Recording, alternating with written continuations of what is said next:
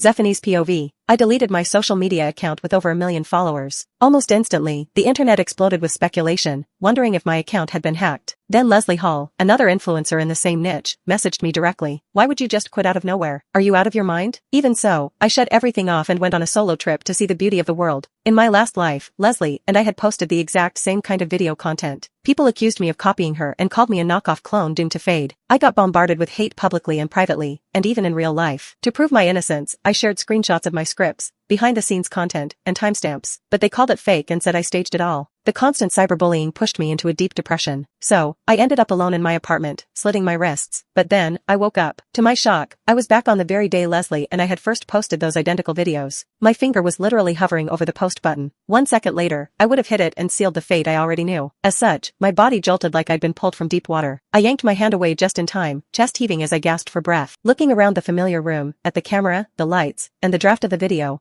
I realized I had been reborn at the moment when I first tried to pivot my content. After calming down, I saved the video to my drafts and immediately searched for Leslie's social media. It didn't take long, and her latest post popped right up. And this one was nothing like her usual style. Her old videos were clunky, poorly edited, and barely scraping a few hundred likes. But this new one had racked up tens of thousands of likes in just 30 minutes. The comment section was also full of praise. Imagine this look in a survival game setting, unstoppable. She's doing million-follower work on a tiny account. God, is this level of beauty even humanly possible? Wife, my wife, who the hell stole my destined wife? And on and on. The dark background, the bold styling, the cinematography, music, and script, every single detail matched the video I had just saved to my drafts. If I didn't know that I got the idea from watching a British drama and stayed up countless nights writing that script, I might have thought I copied her. But the truth was clear. Somehow, she posted it first. And just like that, she went viral overnight. In my past life, that exact video destroyed me. I remembered feeling excited, thinking the internet would finally recognize my work when I posted it. But when I checked the comments, the joy quickly turned to dread. Everyone said I was a copycat. They even linked the original, which was Leslie's video. When I clicked it, I found the same concept, same angles, and same style. A 99.9% match. But I swear, I never copied a single thing. I was instantly furious then. Desperate to prove I was the true creator, I posted all my drafts and BTS footage. But it didn't help, because Leslie also posted her process, and somehow, her timestamps were earlier than mine. Then came the backlash. She planned this evidence in advance just to drag Leslie down. Support originality. Say no to plagiarists. Zephanie, get out of the beauty community. You don't belong here. LMAO. You came looking for proof and got slammed by it. Even Leslie's team and management released official statements saying they didn't copy anything,